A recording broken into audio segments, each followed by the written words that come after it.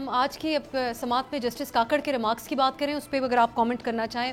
آلدو معاملہ سب جوڈس ہے، لیکن جو ان کے الفاظ ہیں کہ 10 سال لوگ ڈیتھ سیل میں رہتے ہیں، اب ایسا نہیں ہوگا. پھر انہوں نے ایک موقع پہ یہ بھی کہا کہ اگر ریلیف بنتا ہے تو دیں گے ورنہ شہید کر دیں گے. آپ نے آج کی عدالتی کارروائی میں ریمارکس کو کیسے دیکھا بطور مدعی؟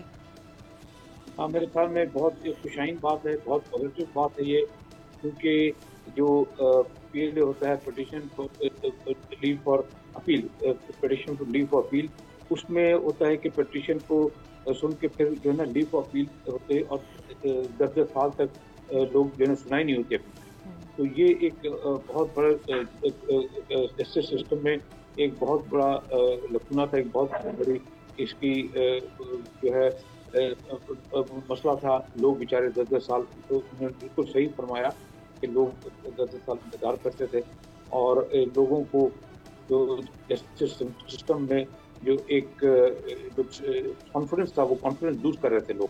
تو یہ میرے خیال میں ایک بہت خوشائن بات ہے پاکستان کے عوام، کیونکہ کیسز جو ہے وہ اب ہمیں پوری امید ہے جلد از جلد نمٹے جائیں گے اور ان کی سنائی ہوگی.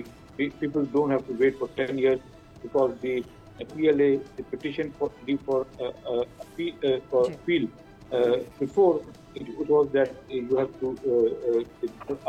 after petition the leave for appeal, people who heard for 10 years, 10 years they have to wait. So I think this is a very new development, very good development. Subscribe کریں اور بیل دبائیں تاکہ کوئی خبر رہ نہ جائے.